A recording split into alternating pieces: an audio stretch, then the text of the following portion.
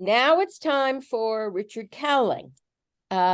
Richard, do you have your, well, Richard Yeah. is coming. Okay.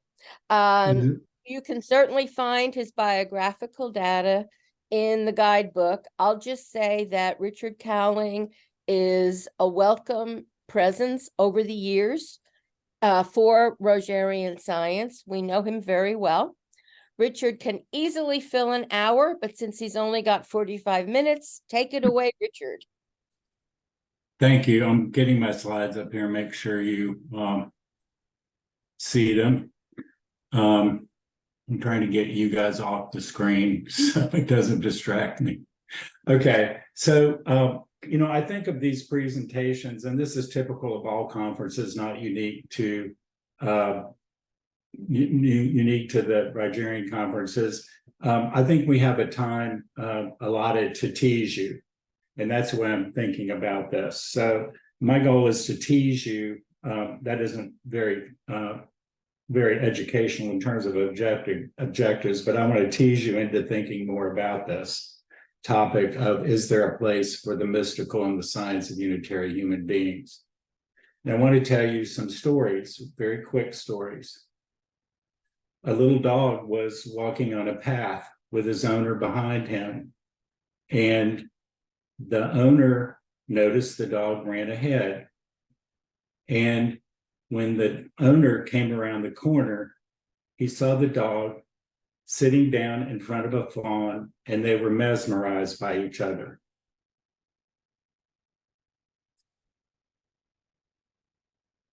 Atticus passed away, what we call transition, and his owner felt very lonely for him.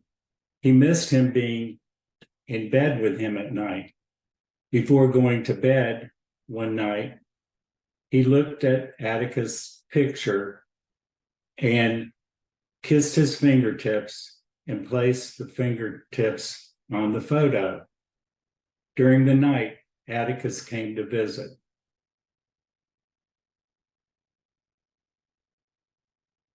And went to Wales, and he was walking on the beach, and he found a beautiful heart-shaped stone. When he traveled back home, he met his lover at the time, and the next night, his lover gave him a present, and it was a heart-shaped stone that he had found in his yard. A man was awaiting cardiac surgery, open heart surgery, to repair a valve. He went to a Reiki therapist, and the Reiki therapist asked if he could place his head on his heart. And he said yes. The man awoke from surgery and was told by the surgeon that he did not have to have his valve replaced, that he was able to repair it. These are all my stories. These are all things that happened to me. So I own this positionality in terms of the way I've experienced the world. When I went to NYU, I was not interested in studying the science of unitary human beings. I had decided I was going to do an educational research study based on my master's thesis. However, I became enmeshed in learning about the science of unitary human beings thanks to Martha Rogers' class. So I conducted back then what was kind of a typical study that many of us did, which was a correlational design. And it looked at the relationship of mystical experience, differentiation, and creativity. Now, why did I choose those three variables? I chose them because I felt they aligned with the postulates and the principles and the conceptualizations at that time. Mystical experience showing a sense of the movement and rhythmic flow, the differentiation in terms of showing complexity, and the creativity in showing diversity. anyway, that study, I could not get it published in a nursing journal. So it was published in a perceptual and motor skills. And and it was also thanks to Violet Malinsky in her book, she allowed me the opportunity to share that in the text on Martha Rogers' Science of Unitary Human Beings. So that was sort of my original interest in mystical experience. And the reason mystical experience was attractive to me as a variable in the study at that time was because I stumbled on a religious experience course. And when I heard them describe all of the facets of mystical experiences, they resonated so much with me with the science of unitary human beings.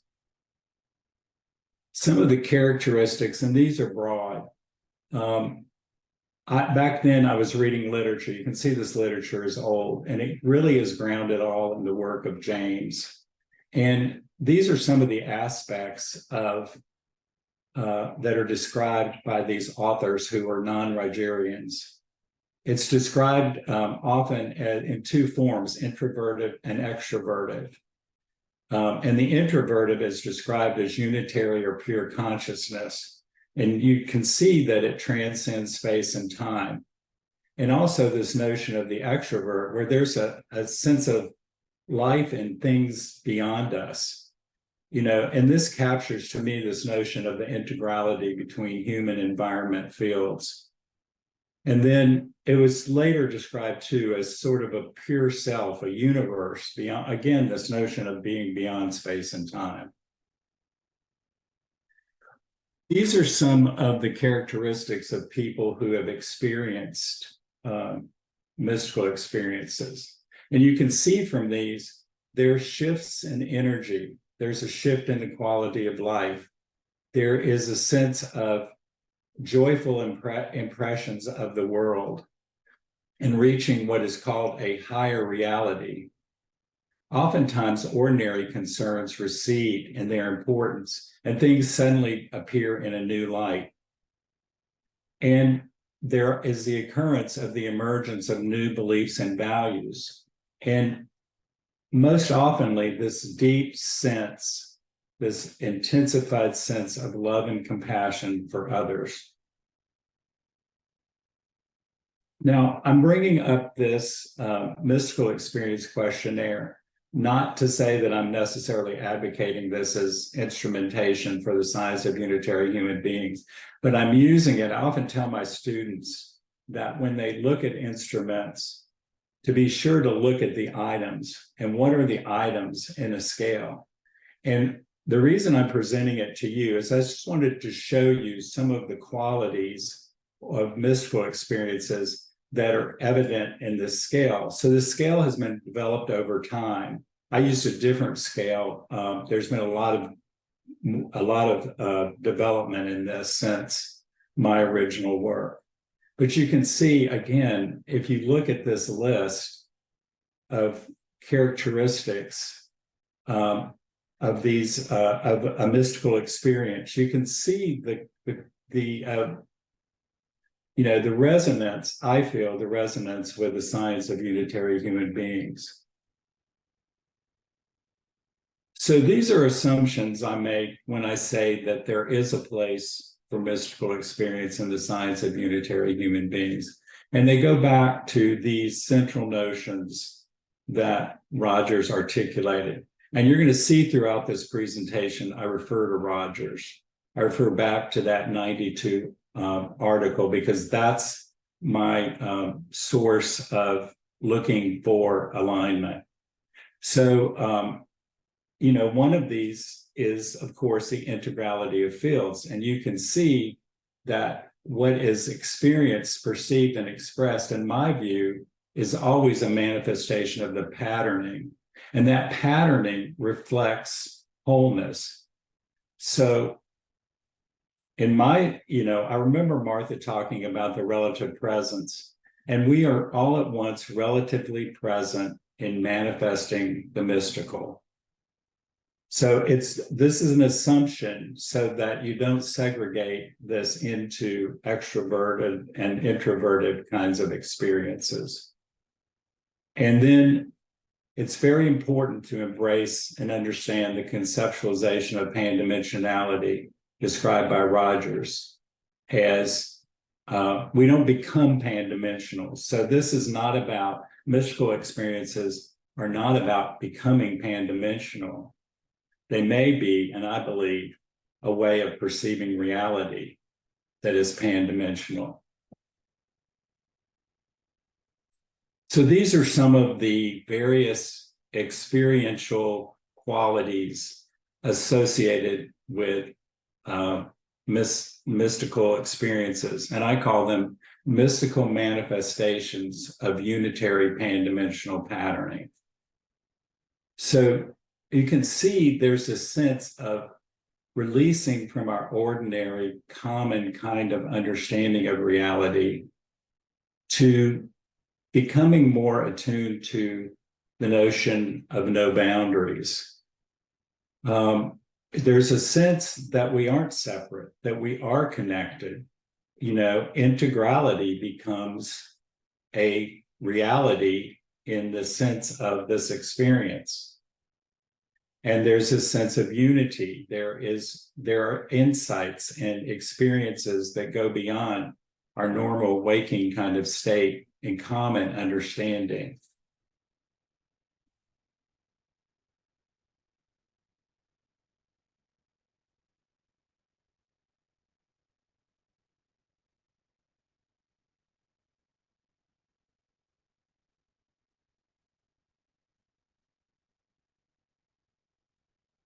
Are you all seeing my screen?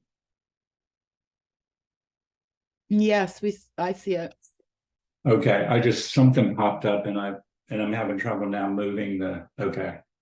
Okay, and then going on into other kinds of experiences associated with the mystical are the sense of loss in terms of the normal sense of space and time. And all of these speak to these, all of these experiential qualities speak to that. You know, again, going beyond past and future, time is outside of any of the ways we conceive of time. There's a sense of, you know, being in a spaceless, boundarylessness place. So these are all characteristics. And then this is the last slide. Again, there is a sense of overflowing energy, a sense of the limitations and smallness of your everyday life in contrast to the infinite. Oftentimes there's this terminology we use with mystical experience called ineffability, which means you can't describe it. The words you use can't do justice to it. And there can be a sense of amazement and a quality of reverence that comes from these experiences. So you can see my point in these, and you'll have these available to you to look at and study more. But these are all over time, you know, since the 60s. These are the kind of qualities or experiential experiences that are associated with the mystical. And you can see them in terms of a lot of different kinds of experiences. And these are some of the contextual ways, and these are some of them. There is this I spent time trying to practice pronouncing this, but now I can't. It's psilocybin, I think, experiences. And it's interesting because there is this movement recently and to use these experiences in terms of treatment of depression. And of course, there are all these they're called parapsychological correlates. And I wouldn't use that terminology, but that's a different framework. But where there is this, you know, all these kinds of experiences that were called paranormal that Martha would see as normal. And these are just some of them, you know, telekinesis, witnessing events at the distance, non-local experiences. It's interesting that when they do these large studies of the population in terms of mystical experiences, quite a number of people experience these kinds of things. Now, interestingly, and I found this in my literature reviews back then, is a lot of these experiences are very similar to ones that are found in states like schizophrenia, autism, and these conditions that we label pathologically. And then, of course, LSD experiences and other kind of drug states. The other one that's not on this list, which is very predominant, is what I would call nature experiences being in nature, where you have the sensations emerge that I've described as mystical. Now, this is interesting. So in doing this, preparing for this presentation, I've long forgotten about my research on, my correlational study. But I found, in this textbook I was using, Wolf, which is a pretty extensive explication of the mystical and mystical experiences. So I found this reference to my work, which kind of amazed me. But the way this is described by Wolf, and he attributes this also to other researchers, is that within there seems to be a tendency for people who score high in mysticism. So people who are having mystical experiences or report mystical experiences frequently, they also have these complementary kinds of experiences going on. If you read those are very attuned to how the languaging of the science of unitary human being. So complexity, openness to experience, a wider breadth of experiences, that to me is diversity, and creativity, innovation, a tolerance for ambiguity. So, we have our discussions even in within the scholars about this, transcending dichotomies. I wrote an article many years ago about transcending dichotomies as unitary. And, some of those are things like appreciating both stories and numbers. I think Hurley's presentation was an example of that, where those kinds of things merge together. And then this notion of having a creative personality. So I thought that was interesting to stumble on that. So, there are all these other explanatory models, but I think when you step back from this and you look at them, they don't really help us in terms of giving us a unified understanding and appreciation of the mystical. So we turn to Rogers, and this is, these are quotes, and forgive me, but I just think it's important to quote these things directly from the 92 article, where she speaks specifically to paranormal phenomena as valid for further scientific research. But she points out we don't have theories to explain these events, adequate theories. So instead, she's calling for theoretical development. And then she also draws attention that to the idea that the conceptual system provides a way of doing that, provides a framework for examining theories, and talks about pan-dimensional reality as a factor in deriving testable hypotheses. And then again, I draw attention to this idea that pan-dimensionality is seen as not, becoming pan-dimensional, but a way of perceiving reality, which I think aligns for me, aligns very much with the mystical.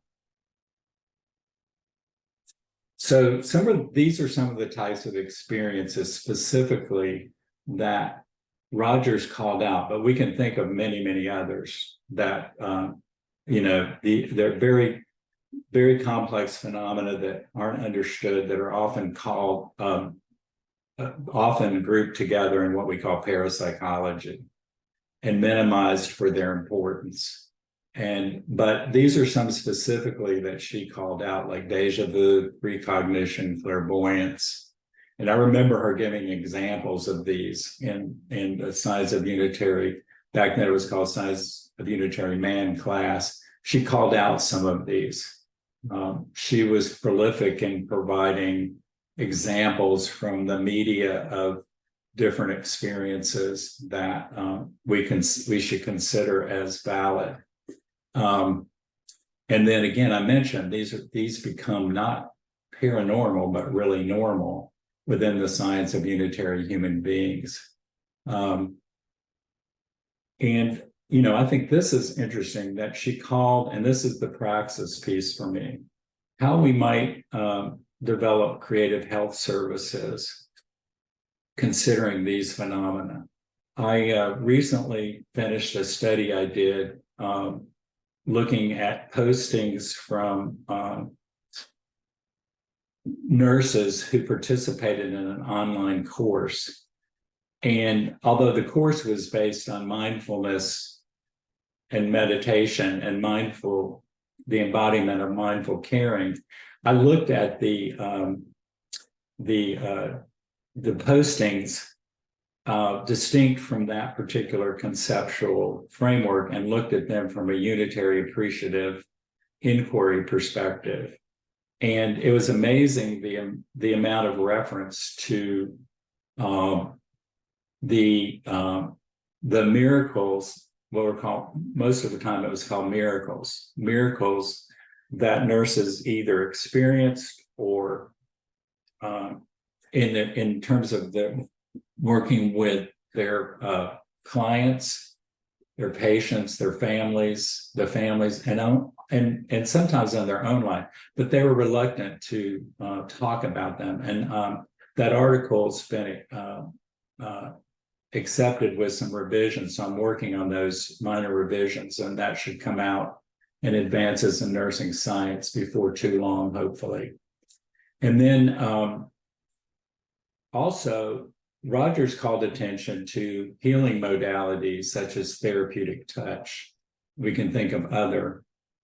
And then I appreciated this with this recent flurry of attention to mindfulness and meditation within nursing and beyond. And she back then called for considering these as beyond waking kinds of manifestations. So I don't have time to go into this, but this is the creative teasing part of this. I would say that there is this rich area for conceptual and theoretical development. I'm particularly interested in women who experienced despair, who were abused as children. And I think, Shirley, if I missed this incorrectly, I apologize, but several times we use the word despair. And, there's all this recent work with depression around using altered states of consciousness, pharmacology. And are there other ways to approach that? Also, I've been reading some interesting inquiry methodologies that, and I'll talk about them in more detail, but sort of turn this all upside down in terms, particularly in the field of the experience of nature. I read something recently about a study that showed that nature experiences don't have to be prolonged. They can also be, you can have these mystical states occur just with imaging nature. And then going back to Martha's call for, practice, there are many, depending on the development of the theoretical developments and the inquiries, we can see ourselves moving into praxis models. So I live in the midst of a forest. I live on 7 acres, and I find myself walking through the forest when I feel most at peace. And when I was dealing with anticipating my open heart surgery, I found where I lived then, even walking in the woods, very, very important to putting myself in a different state of consciousness, I would say, although consciousness is probably not the right word, but I didn't think of those things as mystical. And I recently read some very fascinating literature about research that is derived from connections to rivers. So being, instead of participants being people, the participants are nature. And it struck me so profoundly because we talk so much in the science of unitary human beings about the integrality aspect, that we aren't separate from an environmental field. And so, can we learn about ourselves from nature? What if we turned everything upside down and instead of thinking of only studies about with and about people, if we learned from, in this particular methodology that they reported on in this research had to do with rivers, but you can translate that into many different kinds of experiences in nature. So I've been thinking about that. I don't know if I'll get funding for that kind of study, but I just thought it was an interesting turning around of this notion we struggle with, how to research with people. So, and this is the other thing for me. I live in a yard filled with butterflies. They're just unbelievable. And I've taken a lot of videos that I won't bore you with, but they're just unbelievable amounts of butterflies. And I think that this is an example of beings in nature that can be an aspect of us learning about integrality, pandimensionality, through this connection with nature. And so finally, I'll leave you with this. I stumbled on this mantra that about 6 weeks ago that means a lot to me. And I'm presenting it because it speaks, when I first read it, and I heard some discussion in a group I'm in about, is it the science of unitary human beings? Yes, it is. I believe it's about human beings, not just beings. But if we're connected as human beings to all beings, then we can learn from them. But this mantra, I've been really trying to practice it every day, say it as much as I can. And so I leave this with, this is what I leave this presentation with, is this mantra: may all beings in all worlds be peaceful and happy. In all worlds, may all beings be peaceful and happy. So I'm glad to take questions. You'll have my references available to you.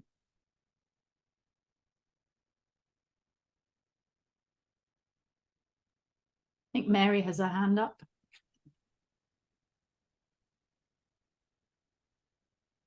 Mary, you have your hand up. Well, thanks, Richard, for this this idea of mystical and how that fits into Rogerian.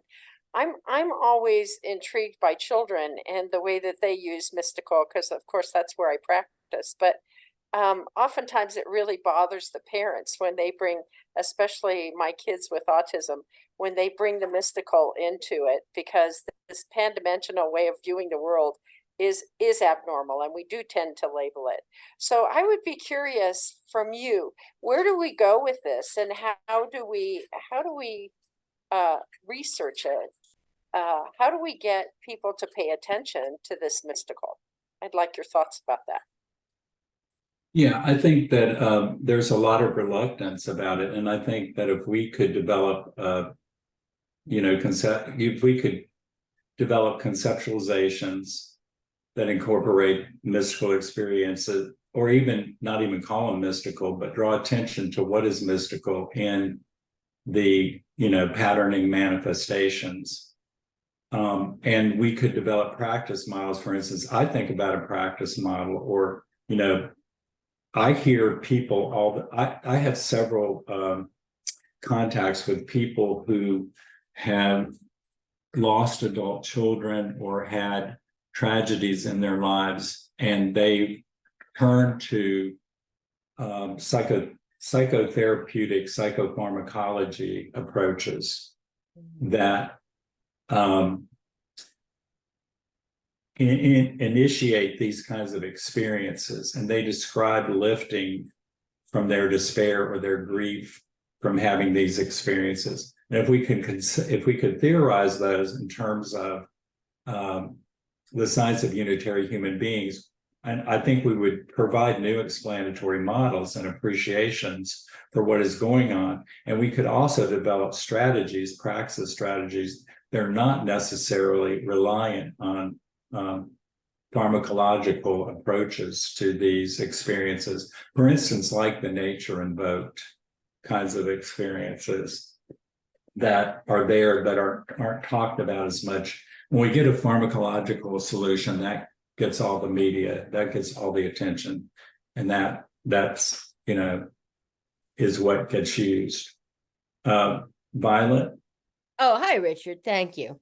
Enjoyed your presentation. I just wonder how you would see John's relatively new theory of pan-dimensional awareness integral presence fitting with it in this area.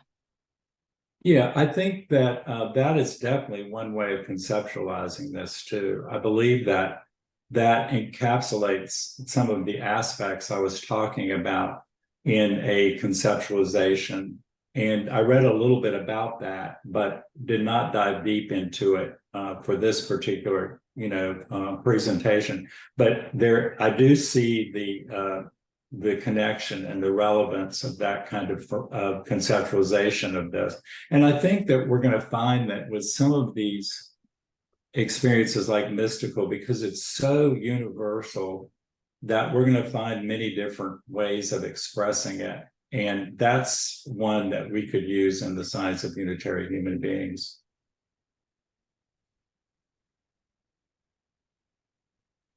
Are there other questions for Richard? It's hard not being able to see people. Lisa, do you see anyone with a hand up? Jackie has her hand up, and then Martha Alligood has her hand up. Well, thank you, Richard, for yet another wonderful presentation. I was reminded during this time that that Martha, when I was a student in the PhD program at NYU, Martha had us writing these papers called AHA papers, and we had experiences that were, I think, similar to what you're talking about in terms of mystical experiences. And then I had an experience personally when one of my cats died, and we were off at a little vacation for a weekend after that, and she was there. She was there. And Jackie, the point of that too is, do we allow? See, what struck me with the postings from the nurses is how many patients had these experiences, but they were reluctant to talk to anybody about it. Mm-hmm. So the science of unitary human beings to me opens a possibility of being able to talk about it if it's our framework for practice. You know what I'm saying? So that becomes okay to be able to express these kinds of things.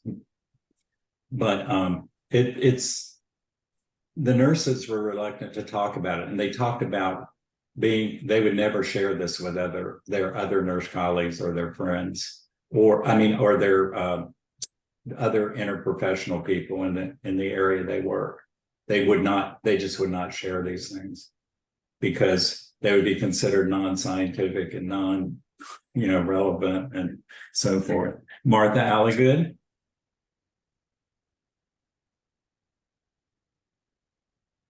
Well, I was just going to say that one of the things that struck me, and actually I think I was going to mention this in our presentation, but is that I like that you were referring to how you began, how you started. And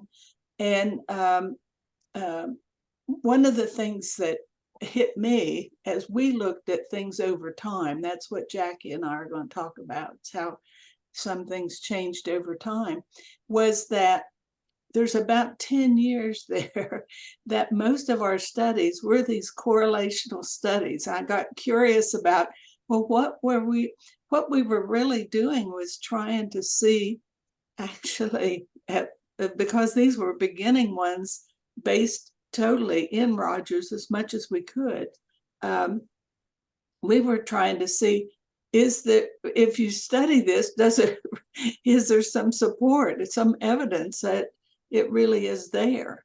And so we were trying to describe the principles, and bringing those down is the way the design of our studies were such that we were bringing observable phenomena down from the framework. And I was glad that you shared that, because I think a lot of people don't understand that it all began. There was actually a meeting, and I wish I could remember a little more about it, except it was at NYU, and it was Martha talking about Helen Ferrant's study. Now, Violet will remember maybe more about that. But anyway, and Martha said she was the first, Helen Ferrant's was the first one, who's Mimi, we knew her as Mimi, the first one that had actually developed a study totally in the framework. And I know at the time there were other faculty there at NYU that said, well, we thought we were in the framework too. So again, what I'm really speaking about is how over time things changed, and that the time is relevant. There used to be a course at NYU that we looked at the studies from other that had been done. Do you remember that course?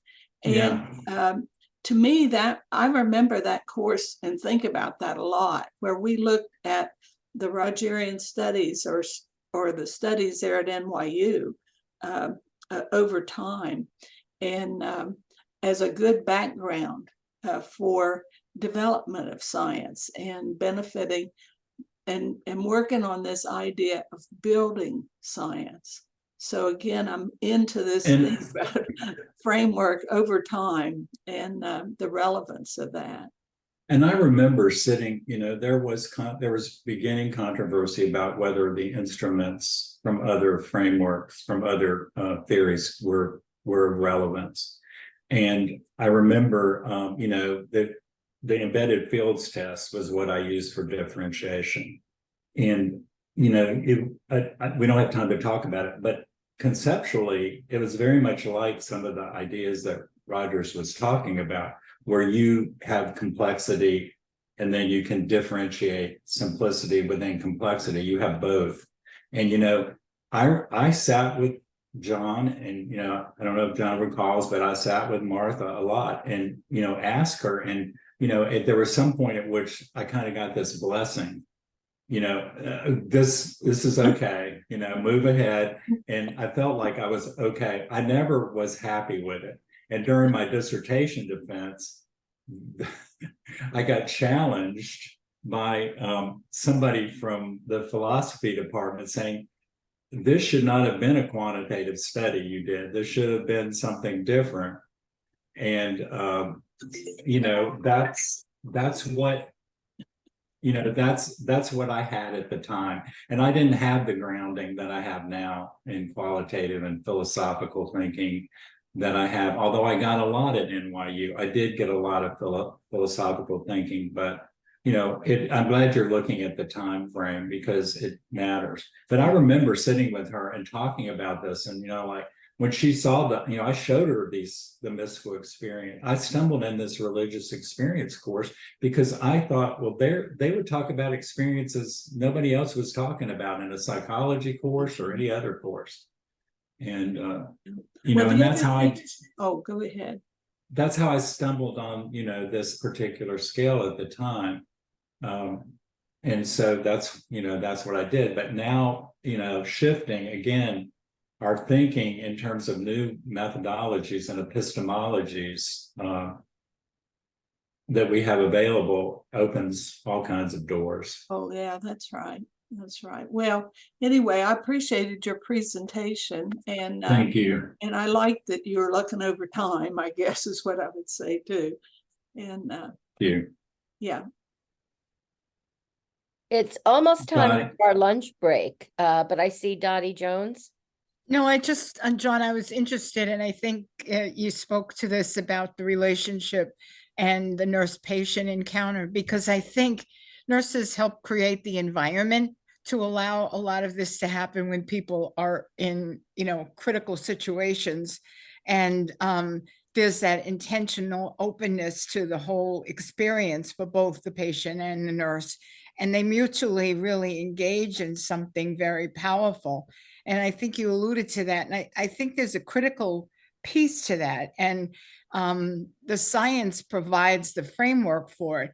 The process of engagement takes a little time in terms of designing practice models that really are in the mode of consciousness, in the mode of awareness, that by creating an environment, these kinds of experiences come through. And I think, to your point, modalities help that happen, but I think there's something about the context of the space that people are in and how that engagement really fosters the openness, so that things like that begin to come through.